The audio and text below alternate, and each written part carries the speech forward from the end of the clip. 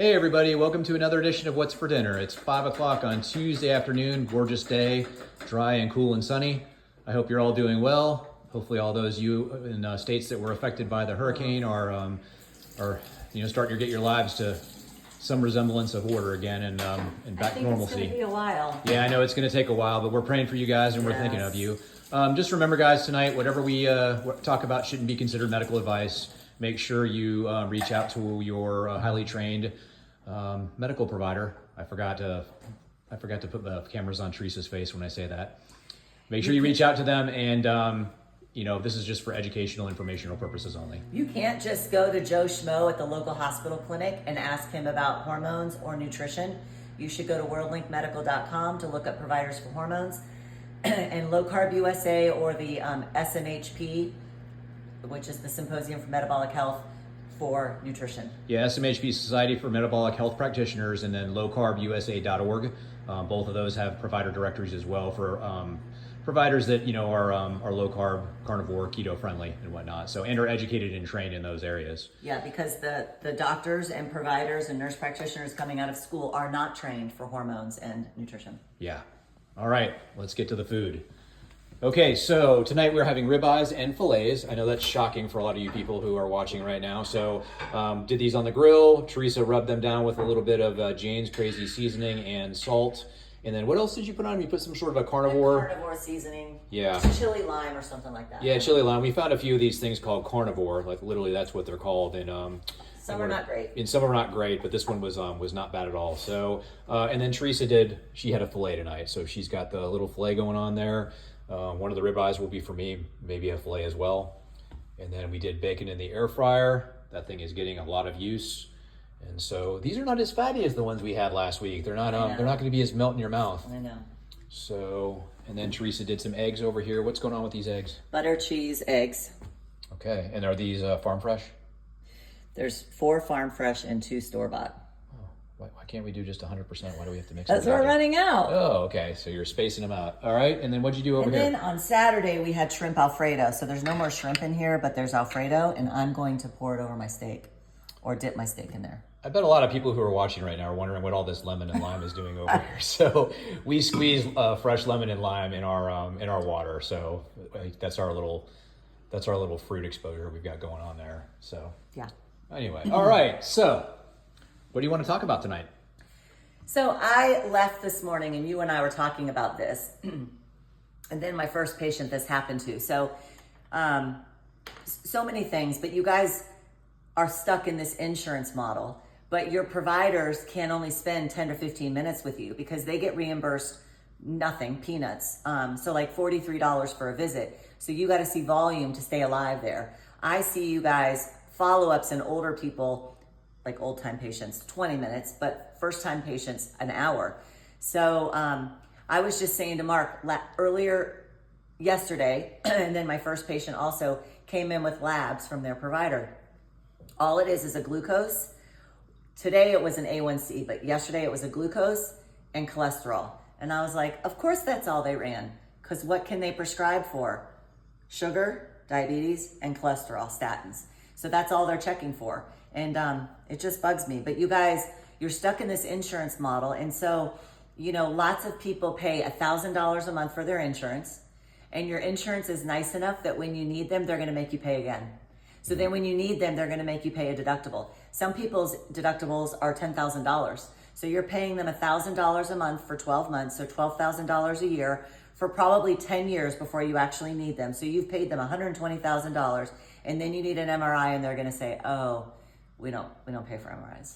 Yeah, just so you know, you guys have an appointment with an MD or any provider for that matter. If they're in an insurance-based model, then they're following an algorithm. That's all it is, and the algorithm ends at a prescription for you. Yes. And just don't forget, guys, is prescription medicines are not made to make you better. They're made to make you a lifetime subscriber to them. They treat symptoms, and that's all, and they cause more problems while they're treating those symptoms, which require you to take another medicine to address that symptom, and then another one, and the can gets kicked down the road. You guys are treating this corporate medicine system like it's a healthcare system, and it is not. It is a sick care system. They are treating chronic problems that they are keeping chronic. They have They have no interest in making anyone better. If you get off medicines, the pharmaceutical companies are going to go out of business. I think Professor Noak said if you healed diabetes, 6 pharmaceutical companies would go out of business overnight. They're not going to let that happen. They're not going to let that happen. Yeah, and you know, without, in all fairness here too, for chronic stuff, you know, our corporate medicine system is absolutely horrendous. Right. Acute stuff, like if you get a broken arm or you need an emergency room visit, or you know, and stuff like plastic surgery, we're fantastic at. Yeah. You know, but chronic, you know, disease, stay away from it. Right. Right. All right. Anyway, so my first patient, I was going to just tell you guys. Okay. So she is a 44-year-old female. Can I get over here and share this space with me? Yeah. There. Well, sorry. I'm speaking for everybody else. I've got to be a good advocate here. She's 44 years old. She had a partial hysterectomy 12 years ago in 2012. And so she went to her primary many times, but this time she was like, I am going to get help this time. She can't lose weight. She's got all the perimenopause symptoms. She's had her hysterectomy already. No, she still has her ovaries, but she said, I thought I'd get more help than I did when she left him. So he ran labs, and all he did was, and this is exactly what I talked to Mark as I'm leaving out the door, he did a glucose, he did an A1C, and he did cholesterol. Now look at this. Her glucose is elevated at 114 fasting, and her A1C is 1/10 of a point from being pre-diabetic. So she said to him, these don't look good. Can I get a fasting insulin? And he said, no, we don't do that. Because you know why? If you have an elevated fasting insulin, there's no medicine to go with that. They don't treat diabetes from a fasting insulin. They treat diabetes from an A1C, so they're not interested in running your fasting insulin. They call it woo-woo, and it's not. Okay. So, so those are the few things couple of things they ran only because those are the ones they can treat. Now, several years ago, this same patient, she was seeing another guy in town who's not here. He gave her progesterone after her hysterectomy, so she had no uterus. She went back to her GYN, and he yelled at her and said, why are you taking hormones? And she said, you know, I'm feeling better. And he said, you don't get progesterone if you don't have a uterus. So last night, there was a glitch, and it glitched out on progesterone and uterus. It's standard of care, if this is silly enough to tell you how silly standard of care is. It's standard of care if you do not have a uterus, you do not get progesterone. Remember, progesterone is the hormone of contentment, helps with anxiety, depression, sleep, evenness of mood, protects your breast against breast cancer. It's a natural anti-anxiety. You'd say, I want that, and then someone says, oh, you don't have a uterus. So in corporate medicine, they think progesterone's only job is to downregulate the uterus and protect the endometrial lining from estrogen. But in real life, she's the hormone of contentment, helps with anxiety and depression, sleep, and an evenness of mood, protects your breasts. I hope no one ever asks me to live without my progesterone. So when she asked him, like, well, it's making me feel better, what did he say? Well, that was another patient. Oh, I'm sorry. I can't keep it all straight. Because I have a lot of little things today. Okay. Are you going to talk about that now, or did you have something else? Well, I'll just say it. So another patient last week, her provider said, why are you on hormones? And she said, they make me feel better. And he said, that's not a reason. And then I said to Mark, do these guys say that and go home and kiss their wife with that mouth? That's nasty. That's a nasty way to treat people. They probably go home and put their wives on hormones.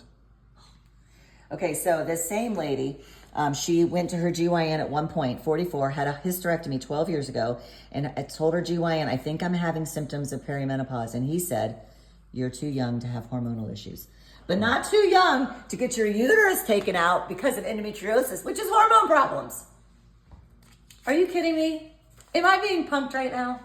So you guys don't know this, but like this is, of course, Teresa's been doing this for a long time now. I mean, for years. And so for a long time, she had been coming home and saying these same stories over the years to me over and over and over. And I keep telling her, Teresa, you've got to bring a notebook with you to the office and you've got to start writing this stuff down. So now she's at least putting them down on little pieces of paper and bringing them to share with you guys. But this is not abnormal. This is normal. This is the rule. This is not the exception, guys. And it's sad. And we're not trying to bash all providers. We're not trying to but they should know better now. Like you should know better. But with enough of you guys saying it, and all they want to say to you is, don't listen to internet doctors. Don't listen to internet nurse practitioners. They're just gaslighting you again and again. And Ben Bickman is too nice. And he says, they aren't all malicious.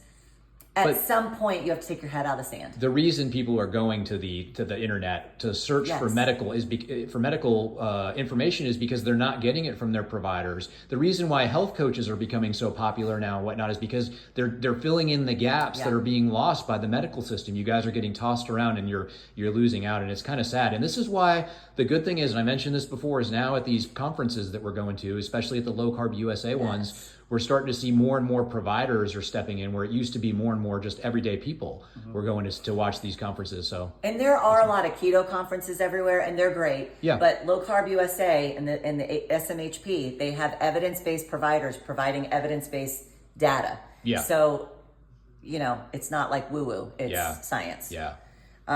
And then the only other one I had, is it too late? Yeah, we're at 11 minutes, so maybe we should go ahead and just save this for another time, that next one, because otherwise it's going to take forever to upload. So what I'm else? mad. I get mad every single day. I see 3 to 4 new patients, and every single day I hear stories like this. Yeah. It's terrible. You guys advocate for yourselves. You've got to. And stop going in that system, you guys, honestly. And you feel like I have insurance, I have to use it. There's Christian health share ministries. There's cooperative things. Liberty Healthcare or MedShare, whatever they call it. Yeah, there's a lot of different options out there. So more to talk about it another time. But anyway, tell us what you're having for dinner. Yes. Share with us any questions or any comments you have, and put them in the comment section. And as always, we love you guys so much, and we're here for you. And God bless you all, and we'll see you next time. Bye. Bye.